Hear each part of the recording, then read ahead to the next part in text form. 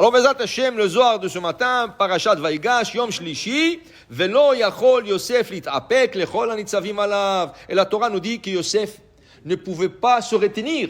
Il ne pouvait plus se retenir devant ses frères, parce qu'ils sont dans une situation mauvaise là, parce qu'il veut prendre Benjamin et Yehuda est en train de se battre pour lui. Alors il voulait pleurer, il voulait éclater en sanglots, il voulait se dévoiler, mais il a dit pas devant les Égyptiens. Parce que je ne veux pas qu'ils ont honte, mes frères, quand je veux leur dire, Ani Yosef, moi je suis Yosef, vous m'avez vendu, vous vous rappelez? Mais il n'a pas dit ça. Il n'a pas dit ça. Qu'est-ce qu'il a dit? Ani Yosef. Tout ce qu'il leur a dit, Aod Avichai. Est-ce que mon père est vivant? Pourquoi? Yehuda, il vient de lui dire, tu sais, si on ne va pas emmener Benjamin, il va mourir. Il est attaché à Benjamin. Il risque de mourir. Ah oui? Qui était plus attaché, moi ou Benjamin? Qui était plus attaché à son père? Yosef ou Benjamin? Yosef. Et vous n'avez pas eu peur que mon père, il décède quand vous m'avez vendu? Il n'aura pas dit tout ça. Tout ce qu'il leur a dit. Ani Yosef, Aod Avichai. Mais la honte qu'ils avaient, elle était tellement grande, Yosef ne voulait pas faire honte à ses frères devant les Égyptiens. Le Zohar rentre maintenant, Rabbi Chia Patar. Rabbi Chia vient, il fait son discours à Mar. Pizar Natan la Evionim, Tzidkato Menetlad. Quand tu donnes la tzedaka aux pauvres, ça c'est une tzedaka qui est éternelle. Ça c'est quelque chose qui est éternel. Une mitzvah qui te reste pour des éternités dans le ciel. Okay? Il dit ici, viens voir quelque chose. Tahazé, viens voir. Il dit, Akadosh Baruch Hu bara alma. Il a créé ce monde. Et après, Ashlit alele Adam. Il a donné ce monde entre les mains de l'homme. Il dit, Adam, tiens, je crée tout ce monde en 6 jours, je te le livre entre tes mains, maintenant c'est toi qui dois t'occuper du monde. La maintenance de ce monde, c'est Adam. Alors tiens, mais toi tu vas être le roi, tu es le roi, et tu fais tout dans ce monde. De ce Adam, qu'est-ce qui est sorti?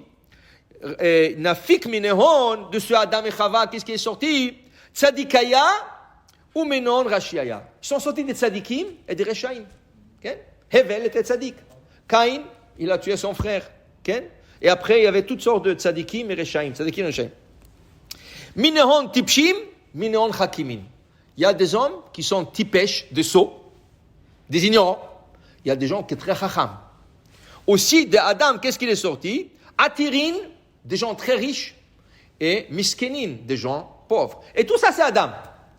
De même homme, okay? Sorti des Reshaim, des Tzadikim, des Chachamim, des Tipshim, des Ashirim, des Anim, okay? Tout ça sorti de l'homme. Okay? Lama, pourquoi Hachem n'a pas fait qu'Adam il a que Tzadikim?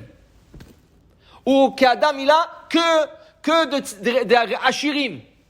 Ou que de Chachamim? Comment ça se fait que même dans une famille, tu n'as pas besoin d'aller à Adam, même dans une famille, il y a des plus Chacham, plus riches. Pourquoi c'est comme ça? Pourquoi on ne peut pas avoir tous la même chose?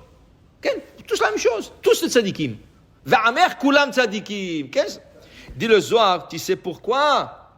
Parce que là, les gens n'auront pas de mérite. S'ils seraient tous riches, comment tu vas faire la tzedaka? Avec qui tu vas faire la tzedaka? Ça veut dire que tu n'auras pas la mitzvah de tzedaka.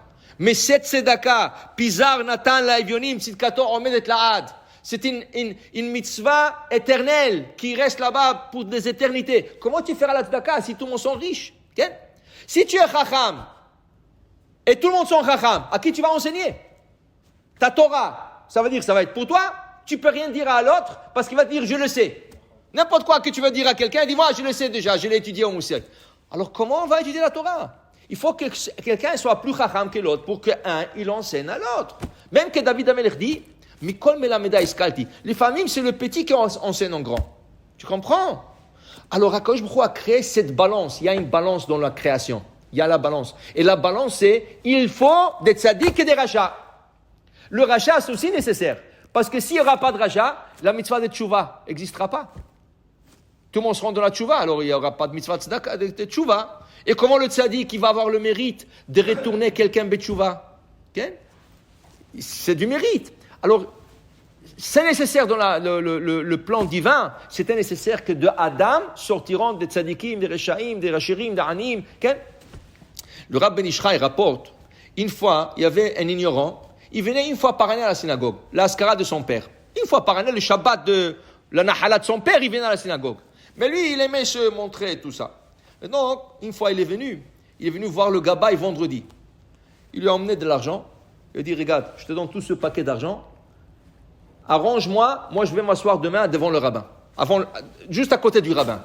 Il dit, mais écoute, il dit, tiens, arrange-toi, je sais pas. Il lui a donné de l'argent. Top, à Shohad, le Shohad, il fait tout ce qu'il faut. Le Gabay, il a arrangé une chaise pour le gars juste à côté du rabbin.